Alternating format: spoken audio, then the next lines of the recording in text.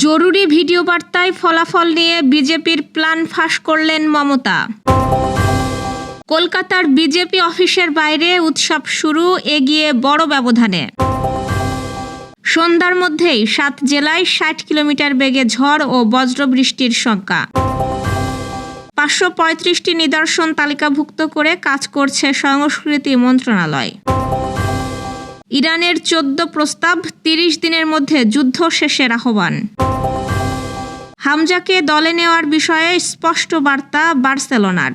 দর্শক, শুনছিলেন দিনের খবরের প্রধান প্রধান শিরোনাম, এবার বিস্তারিত। তার আগে আমাদের ইউটিউব চ্যানেল সাবস্ক্রাইব করুন এবং সব খবর পেতে ফেসবুক পেজ ফলো করে রাখার পাশাপাশি ওয়েবসাইট ভিজিট করুন। ভোটের ফলাফলের পালে হাওয়া বইছে বিজেপির, সেভাবে সুবিধা করতে পারেনি তৃণমূল। এই পরিস্থিতিতে সোশ্যাল মিডিয়ায় ভিডিও বার্তা দিলেন মমতা বন্দ্যোপাধ্যায়। তিনি বললেন, নিশ্চিন্তে থাকুন, আমরা বাঘের বাচ্চার মতো লড়াই করে যাব, কেউ ভয় পাবেন না। খবর দ্য ওয়ালের। মমতা বন্দ্যোপাধ্যায় যখন এই বার্তা দিচ্ছেন তখন বিজেপি এগিয়ে 194টি আসনে, তৃণমূল 91টি আসনে এগিয়ে। এই ব্যবধান নিয়ে মমতা জানান, এটা বিজেপির প্ল্যান। প্রথম 2-3 রাউন্ড ওদের গুলো আগে দেখাবে, আমাদেরগুলো পরে দেখাবে। অনেক জায়গায় 2-3 রাউন্ড কাউন্টিং করার পরে 100টি জায়গায় কাউন্টিং বন্ধ করে কল্যাণীতে ধরা পড়েছে 7টি মেশিন, যেখানে কোনো মিল নেই। এটা কেন্দ্রীয় বাহিনীকে দিয়ে জোর করে করানো হচ্ছে। চারিদিকে তৃণমূল কংগ্রেসের ওপর অত্যাচার করছে, অফিস ভাঙছে, জোর করে দখল করছে। SIR এর নামে যে আসন জিততে পারে সেটা দখল করেছে। এখনও আমরা যে আসনে এগিয়ে আছি সেটা বলছে না, মিথ্যা খবর খাওয়াচ্ছে। কর্মী সমর্থকদের উদ্দেশ্যে মমতা বলেন, আমি সমস্ত পার্টির কর্মী, কাউন্টিং এজেন্টদের বলবো, মন খারাপ করার কোনো কারণ নেই। আমি বলেছি, সূর্যাস্তের পরে আপনারা জিতবেন। 3-4 রাউন্ড কাউন্ট হয়েছে, 14 থেকে 18 রাউন্ড কাউন্ট হবে, তখন আপনারা জিতবেন। Wait and watch. আপনারা কেউ ভয় পাবেন না, নিশ্চিন্তে থাকুন, আমরা বাঘের বাচ্চার মতো লড়ব। ভারতের পশ্চিমবঙ্গের বিধানসভা নির্বাচনে চলছে ভোট গণনা। এখন পর্যন্ত এই গণনায় এগিয়ে আছে ভারতীয় জনতা পার্টি, অপরদিকে পিছিয়ে আছে ক্ষমতাসীন তৃণমূল কংগ্রেস। দল এগিয়ে যাওয়ার পর কলকাতার বিজেপি অফিসের সামনে ইতোমধ্যে উৎসব শুরু করেছে কর্মী সমর্থকরা।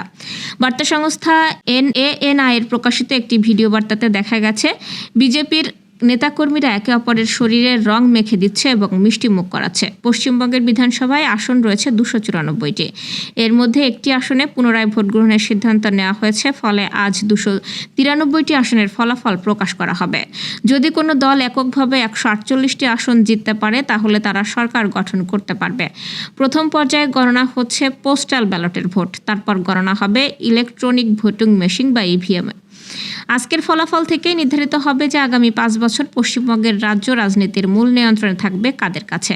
গণনা পুরোপুরি শেষ হতে কোনো কোনো কেন্দ্রে রাতও হয়ে যেতে পারে। ঢাকা সহ দেশের 7 জেলায় সন্ধ্যার মধ্যে 60 কিলোমিটার বেগে ঝড় বয়ে যেতে পারে বলে পূর্বাভাস দিয়েছে আবহাওয়া অফিস। একই সঙ্গে বৃষ্টি অথবা বজ্রসহ বৃষ্টিরও শঙ্কা রয়েছে। আজ সন্ধ্যা 6টা পর্যন্ত দেশের অভ্যন্তরীণ নদীবন্দরগুলোর জন্য আবহাওয়া অধিদপ্তরের দেওয়া সতর্কবার্তায় এই তথ্য জানানো হয়। পূর্বাভাসে বলা হয়েছে, টাঙ্গাইল, ময়মনসিংহ, ঢাকা, কুমিল্লা, নোয়াখালী, চট্টগ্রাম এবং সিলেট জেলার ওপর দিয়ে পশ্চিম অথবা উত্তর পশ্চিম দিক থেকে ঘন্টায় 45 থেকে 60 কিলোমিটার বেগে অস্থায়ীভাবে দমকা অথবা ঝোড়ো হাওয়া বয়ে যেতে পারে। এ সময় বৃষ্টি অথবা বজ্রসহ বৃষ্টির শঙ্কা রয়েছে। এদিকে আবহাওয়া অফিসে অপর এক বিজ্ঞপ্তিতে বলা হয়েছে, আগামী কয়েকদিন দেশের সব বিভাগে অস্থায়ীভাবে দমকা অথবা ঝোড়ো হাওয়া ও বিদ্যুৎ চমকানো সহ হালকা থেকে মাঝারি ধরনের বৃষ্টি অথবা বজ্রসহ বৃষ্টির পূর্বাভাস রয়েছে। সেই সঙ্গে কোথাও কোথাও মাঝারি ধরনের ভারী বর্ষণ হতে পারে। সংস্কৃতি মন্ত্রণালয়ের অধীনে প্রত্নতত্ত্ব অধিদপ্তরের 535টি নিদর্শন তালিকাভুক্ত করে সেগুলো নিয়ে কাজ চলছে বলে জানিয়েছেন সংস্কৃতি মন্ত্রী নিতাই রায়চৌধুরী। আজ ডিসি সম্মেলনে জেলা প্রশাসকদের সঙ্গে সংস্কৃতি মন্ত্রণালয়ের সেশন শেষে ওসমানী স্মৃতি মিলনায়তনে আয়োজিত প্রেস ব্রিফিংয়ে তিনি এ তথ্য জানান। মন্ত্রী বলেন, দেশের বিভিন্ন জেলায় কোথায় কোথায় কী ধরনের দর্শনীয় স্থান রয়েছে এবং কোথায় পর্যটন কেন্দ্র গড়ে তোলা যায় এসব বিষয় নিয়ে আলোচনা হয়েছে। এছাড়াও প্রত্নতত্ত্ব অধিদপ্তর, শিল্পকলা একাডেমি, পাবলিক লাইব্রেরি ও গণগ্রন্থাগার সংশ্লিষ্ট নানা বিষয়ে উঠে এসেছে। তিনি আরও বলেন, কোথাও কোথাও অডিটোরিয়ামের প্রয়োজনীয়তার কথাও জেলা প্রশাসকরা তুলে ধরেছেন। এইসব সমস্যার সমাধান জরুরি।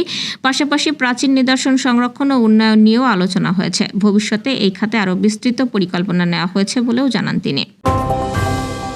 যুক্তরাষ্ট্রের প্রস্তাবের পাল্টা হিসেবে 14 দফা পরিকল্পনা দিয়েছে ইরান। প্রস্তাবে 30 দিনের মধ্যে স্থায়ীভাবে যুদ্ধ শেষ করার কথা বলা হয়েছে।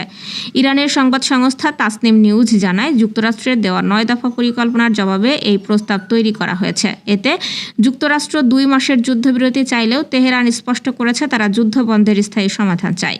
তাসনিম নিউজ আরও জানায়, প্রস্তাবনায় ভবিষ্যতে হামলা না করার নিশ্চয়তা, ইরানের আশপাশ থেকে মার্কিন বাহিনী প্রত্যাহার, জব্দ করা ইরানি সম্পদ মুক্ত করা এবং নিষেধাজ্ঞা তুলে নেওয়া, যুদ্ধ ক্ষতিপূরণ, লেবানন সহ সব ধরনের সংঘাত বন্ধ এবং হরমুজ প্রণালীর জন্য নতুন একটি ব্যবস্থা তৈরি করার কথা বলা হয়েছে। অন্যদিকে যুক্তরাষ্ট্রভিত্তিক এক্সিওস সংবাদ মাধ্যম জানিয়েছে, ইরানের প্রস্তাবে হরমুজ প্রণালী পুনরায় খুলে দেওয়া, মার্কিন নৌ অবরোধ শেষ করা এবং ইরান ও লেবাননের যুদ্ধ স্থায়ীভাবে শেষ করার জন্য 1 মাসের সময়সীমা নির্ধারণ করা হয়েছে।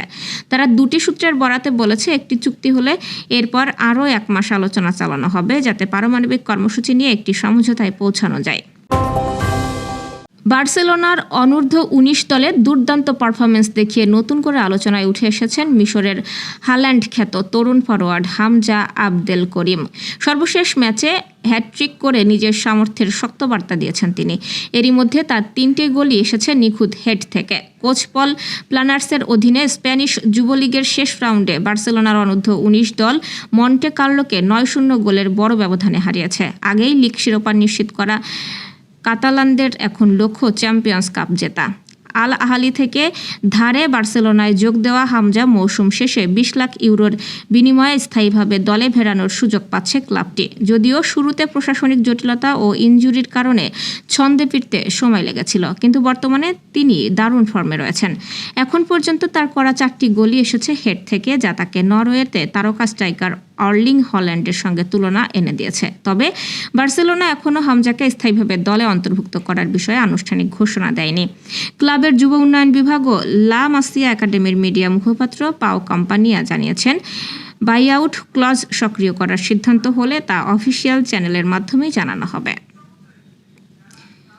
এই ছিল দুপুরের আয়োজন। সন্ধ্যার খবর দেখার আমন্ত্রণ রইল। এতক্ষণ সাথে থাকার জন্য ধন্যবাদ।